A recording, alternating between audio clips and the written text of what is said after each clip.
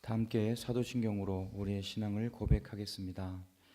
전능하사 천지를 만드신 하나님 아버지를 내가 믿사오며 그 외아들 우리 주 예수 그리스도를 믿사오니 이는 성령으로 잉태하사 동정녀 마리아에게 나시고 본디오 빌라도에게 고난을 받으사 십자가에 못 박혀 죽으시고 장사한 지 사흘 만에 죽은 자 가운데서 다시 살아나시며 하늘에 오르사 전능하신 하나님 우편에 앉아 계시다가 저주로서 산 자와 죽은 자를 심판하러 오시리라. 성령을 믿사오며 거룩한 공예와 성도가 서로 교통하는 것과 죄를 사하여 주시는 것과 몸이 다시 사는 것과 영원히 사는 것을 믿사옵나이다. 아멘. 함께 부를 찬송은 찬송가 415장입니다.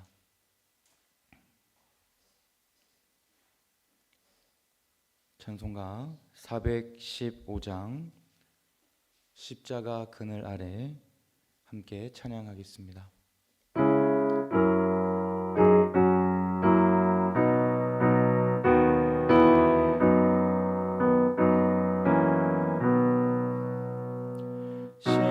십자가 그늘 아래 나시기 원하네. 저 햇볕이 뜨겁고 또 짐이 무거워 이 광야 같은 세상에 늘 방황할 때에 주 십자가의 그늘에 내 싣고 찾았네. 내 눈을 밝히 떠서 저 십자가 볼 때 날 위해 고난 당하신 주 예수 보인다. 그 형상 볼 때 내 맘에 큰 찔림 받아서 그 사랑 감당 못하여 눈물만 흘리네. 십자가 그늘에서 나 길이 살겠네. 나 사모하는 광채는 주 얼굴 뿐이라. 이 세상 나를 버려도 나 두려움 없네. 내 한량 없는 영광은 십자가뿐이라.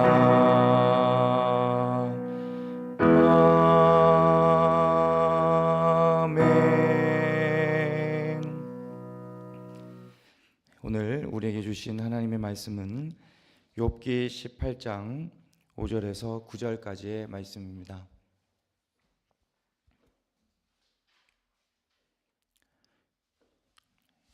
욥기 18장 5절에서 9절까지 말씀을 다 함께 한 목소리로 읽겠습니다.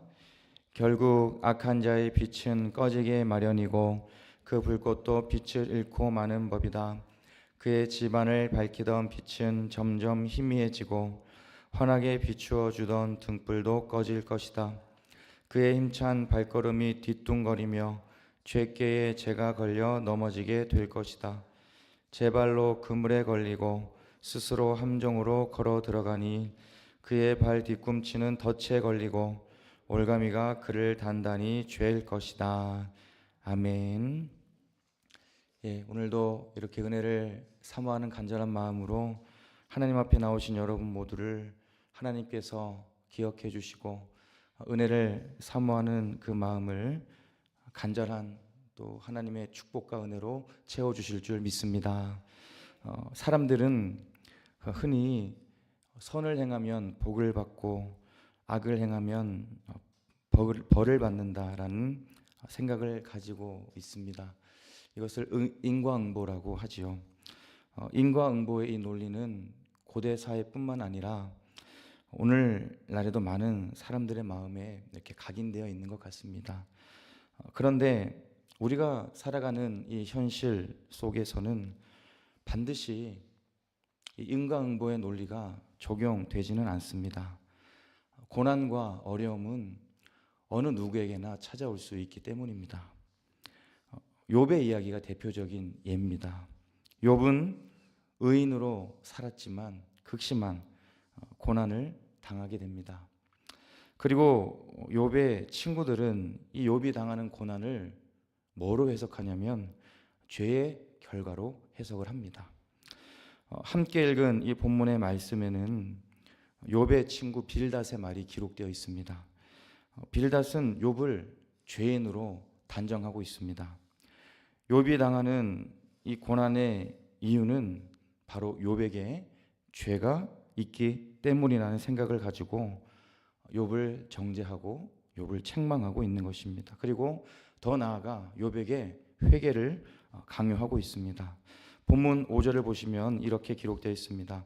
결국 악한 자의 빛은 꺼지게 마련이고 그 불꽃도 빛을 잃고 마는 법이다 라고 기록되어 있습니다.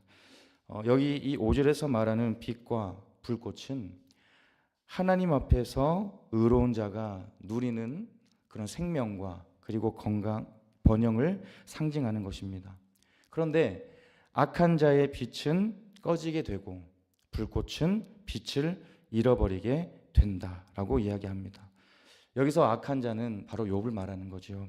빌닷은 욥이 악한 자라고 규정하고 있고 결국 그 빛을 다 잃어버리고 생명을 잃어버리게 될 것이라고 지금 계속해서 이야기하고 있는 것입니다.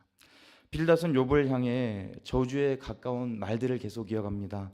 12절을 보시면 그 주변에 재앙이 늘 도사리고 있다라고 이야기하고요.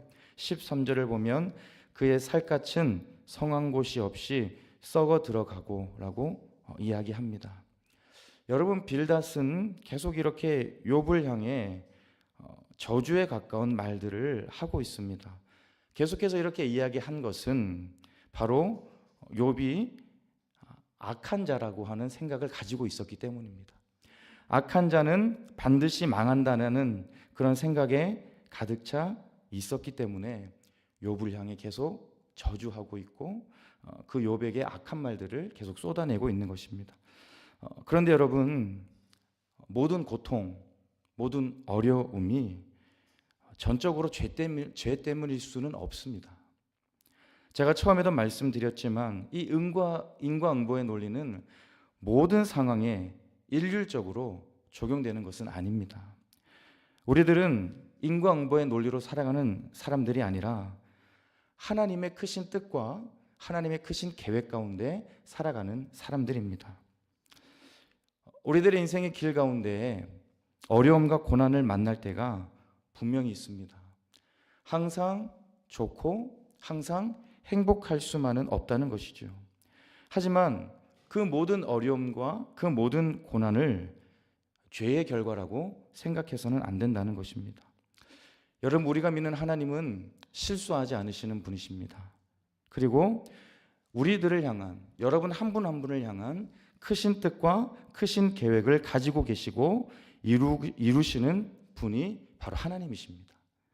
하나님께서는 고난과 어려움 속에서 나를 만들어 가시고 하나님의 사람으로 나를 만들어 가시고 하나님의 뜻을 이루고 계신다는 그 믿음을 가지고 우리가 살아갈 수 있어야 한다는 것입니다. 여러분, 욥의 친구 빌닷은 이 욥을 향한 하나님의 크신 섭리와 계획을 생각하지 못한 것입니다. 지금 욥이 당하는 고난이 하나님의 크신 뜻과 하나님의 크신 계획이라는 그 생각을 하지 못하고 그냥 눈에 보이는 그 욥의 고난만을 생각하고 그 고난은 무조건 죄 때문일 거야 라고 생각하며 욥을 정죄하고 욥을 저주하고 있는 것입니다. 이 응과 응보의 논리로 설명할 수 없는 하나님의 기이하고 하나님의 놀라운 인도하심을 생각하지 못한 것입니다. 사랑하는 여러분, 우리가 믿음의 길을 걸어가는 동안 고난이 언제 찾아올지 모릅니다. 모든 고난을 우리가 다 피해가면 좋겠지만 우리가 그 고난의 자리의 중심에 서 있을 때도 있습니다. 성경의 인물들을 생각해 봅니다. 여러분, 다윗은 사울을 피해 쫓겨다닐 때 광야는 다 다녀보았습니다. 하지만 여러분, 그 광야에서도 하나님께서는 다윗과 함께 하셨고 다윗을 향한 하나님의 뜻을 이루셨다는 거예요. 그리고 사도 바울도 마찬가지였습니다. 바울도 이유 없이 고난을 당했습니다. 감옥에 갇히고 매를 맞고 돌을 맞고 죽을 뻔한 위기를 수없이 많이 만났지만 그 모든 시간 동안 하나님은 바울과 함께 하셨고 바울을 향한 하나님의 뜻을 이루셨을 뿐만 아니라 이 바울을 통해 복음 전파의 길을 열어주셨다는 것입니다. 그리고 우리 가장 중요한 우리의 구원자이신 예수님께서도 고난을 받으셨습니다. 하나님과 동등하신 분, 아무 죄가 없으신 분이 우리와 같은 인간의 몸을 입고 이 세상에 오셨습니다. 살기 위해 오신 것이 아니라 죽기 위해 오신 것이지요. 채찍을 맞으시고 손과 발에 못이 박히시고 십자가를 지시고 죽으셨지만 그 십자가에서 고난을 당하셨지만 그 십자가는 우리들을 구원하기 위한 하나님의 놀라운 은혜였고 하나님의 놀라운 계획이었다는 것입니다. 여러분, 우리가 이 고난의 문제 앞에서 우리들은 정확한 답을 찾기 힘들 때가 많이 있습니다. 우리가 가지고 있는 지식과 우리가 가지고 있는 생각으로는 이 고난의 의미와 이유를 그 정답을 찾지 못할 때가 너무나 많이 있습니다. 하지만 중요한 한 가지 사실은 그 고난의 자리, 그 고난의 순간에도 하나님은 우리와 함께 하신다는 것이고 그 고난을 통해 하나님은 우리들을 향한 하나님의 놀라운 뜻과 계획을 이루어 가신다는 것입니다. 우리들은 한계를 가진 인간으로서 전능하신 하나님의 계획을 다 알지 못하지만 실수하지 않으시는 하나님께서 가장 정확하고 가장 안전하게 우리들의 인생을 이끌어 가신다는 것을 기억할 수 있어야 합니다. 이사야서 55장 8절을 보면 나의 생각은 너희의 생각과 다르며 너희의 길은 나의 길과 다르다라고 말씀하십니다. 여러분, 그렇습니다. 우리들의 생각과 하나님의 생각은 다른 것이고 우리들의 길과 하나님의 길은 다른 것입니다.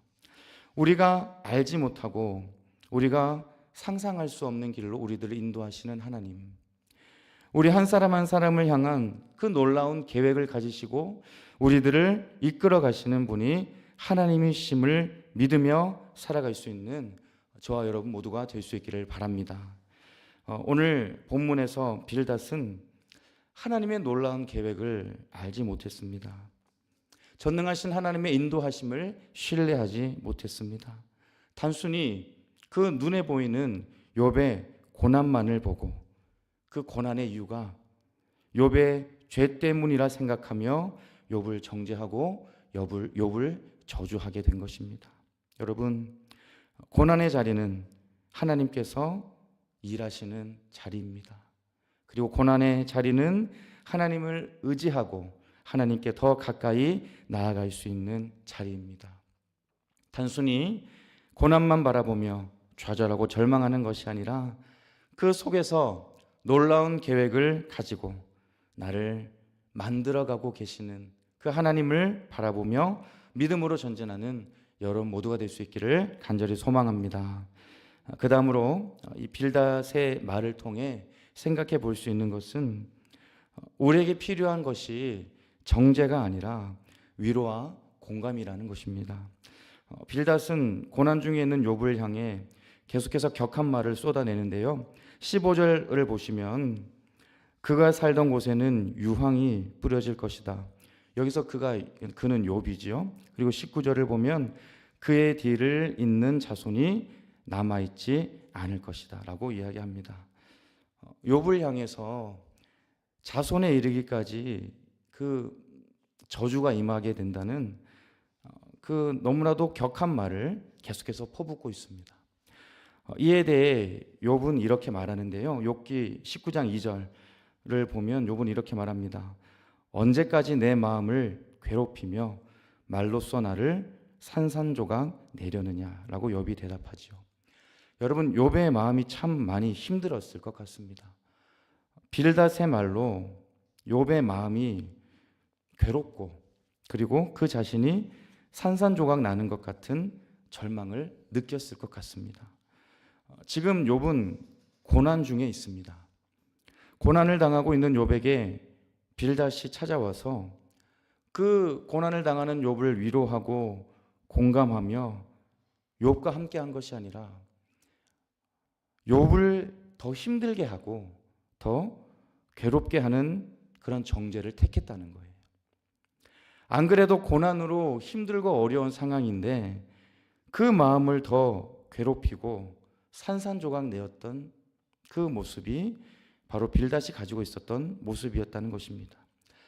여러분, 빌닷에게는 이해보다 정죄의 마음이 더 컸던 것 같고 위로보다 비난의 마음이 더 컸던 것 같습니다.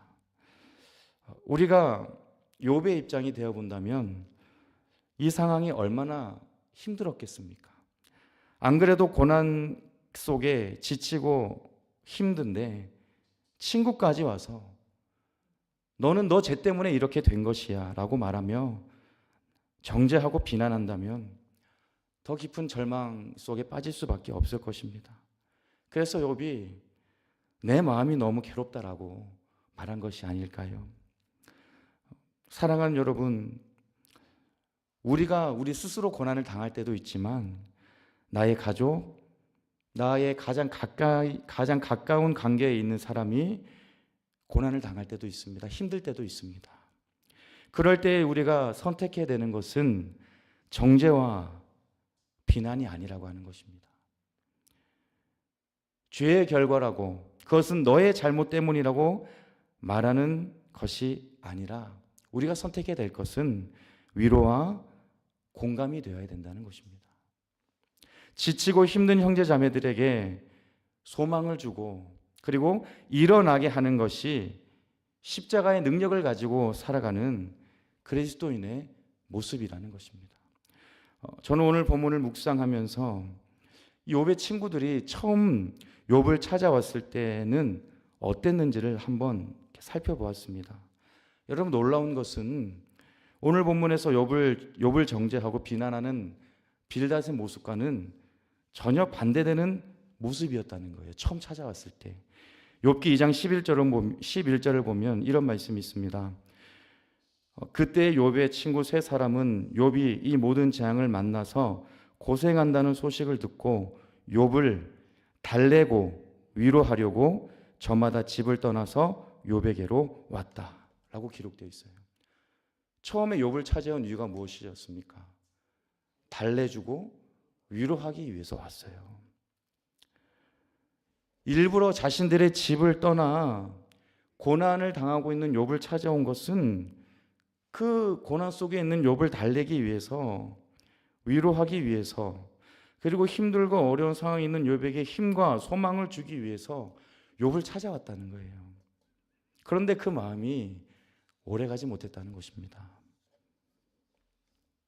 계속되는 욥과의 대화 속에서, 그리고 제가 처음에도 말씀드렸듯이 이 인과응보의 사상으로 인해 욥의 친구들, 오늘 본문의 빌닷은 달래고 위로하려는 그 마음이 다 사라지고 정죄하고 비난하는 마음이 커지게 된 것입니다. 힘든 하루하루를 지내고 있는 사람들이 우리 주변에 있을 수가 있습니다. 때로는 고난 앞에서 좌절하고 절망하는 형제자매들이 있을 수 있습니다. 우리에게 주어진 역할은 비난과 정죄가 아니라 진심을 다하는 공감, 그리고 온 마음을 다하는 위로라는 것입니다. 우리들은 십자가의 은혜로 생명을 얻은 사람들입니다. 이 은혜가 나를 통해 흘러가고 퍼져나가서 내가 있는 그 자리가, 내가 있는 나의 가정, 내 직장과 일터, 내가 발을 딛는 그 모든 그 자리가 공감과 위로의 자리가 되고, 나를 통하여 생명이 살아나고 그 힘들고 어려운 형제자매들이 소망을 회복하는 자리가 될 수 있기를 바랍니다. 그런 역할을 감당할 수 있는 저와 여러분 모두가 될 수 있기를 바랍니다. 이제 말씀을 정리합니다. 오늘 우리는 욥을 향한 빌닷의 정죄와 비난의 말을 보며 우리들의 모습을 돌아봅니다. 빌닷은 욥이 당한 고난을 죄의 결과라고 생각했습니다. 하지만 여러분, 고난의 자리는 하나님의 뜻과 계획이 이루어지는 자리라는 것을 기억할 수 있기를 바랍니다. 단순히 고난만 바라보며 좌절하고 절망하는 것이 아니라 그 고난 속에서도 놀라운 계획을 가지고 나를 만들어 가시는 그 하나님을 바라보며 살아가는 여러분 모두가 될 수 있기를 바랍니다. 그리고 빌닷이 처음에 욥을 찾아왔을 때 달래주기 위해서, 그리고 위로해 주기 위해서 찾아왔습니다. 하지만 그 처음 마음은 다 변하고 욥을 향해 정죄하고 욥을 비난했습니다. 우리에게 혹시나 이런 마음이 있는 건 아닌지 돌아봅니다. 고난 중에 있는 형제자매들에게 필요한 것, 위로와 그리고 공감입니다. 여러분들의 모든 삶의 자리에서 진정한 위로와 그리고 진정한 공감의 전달자가 되시기를 우리 주님의 이름으로 축복합니다. 함께 기도하겠습니다. 살아계신 하나님, 감사합니다. 매일의 우리의 삶의 자리를 지켜주시고 인도하시고 또 필요한 모든 것들을 부족함 없이 공급해 주신 은혜에 감사를 드립니다. 우리들의 마음속에 있는 불만, 불평, 원망의 모든 마음들 다 십자가 앞에 내려놓을 수 있도록 우리들을 도와주시고, 하나님께서 나에게 허락해 주신 가장 작은 것, 가장 사소한 것에서부터 감사의 제목을 찾고 기뻐하며 만족하며 살아가는 우리들의 삶이 될 수 있도록 은혜 내려 주시옵소서. 오늘도 생명의 말씀을 통해 우리가 하나님의 뜻을 발견하게 하시니 감사드립니다. 빌닷은 욥이 당하는 고난을 죄 때문이라고, 그 죄의 결과라고 생각하고 욥을 비난하고 욥을 정죄했습니다. 하지만 하나님, 모든 고난이 죄의 결과가 아니라는 것을 우리는 다시 한번 기억하기를 원합니다. 고난의 자리는 하나님의 뜻과 계획이 이루어지는 자리라는 것을 기억하게 하시고, 단순히 고난만 바라보며 좌절하고 절망하는 것이 아니라 그 가운데서도 놀라운 계획을 가지시고 나를 만들어가고 계시는 하나님을 바라보며 믿음으로 전진하는 우리들의 삶이 되게 하여 주시옵소서.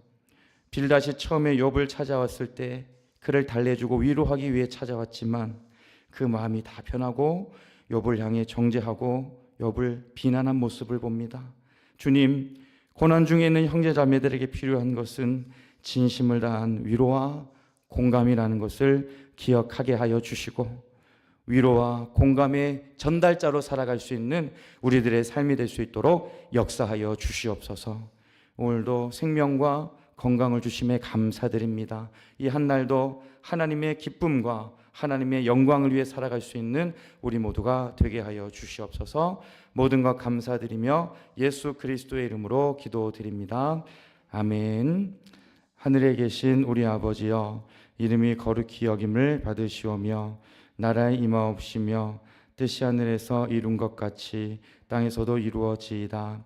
오늘날 우리에게 일용할 양식을 주옵시고 우리가 우리에게 죄 지은 자를 사하여 준 것 같이 우리 죄를 사하여 주옵시고 우리를 시험에 들게 하지 마옵시고 다만 악에서 구하옵소서.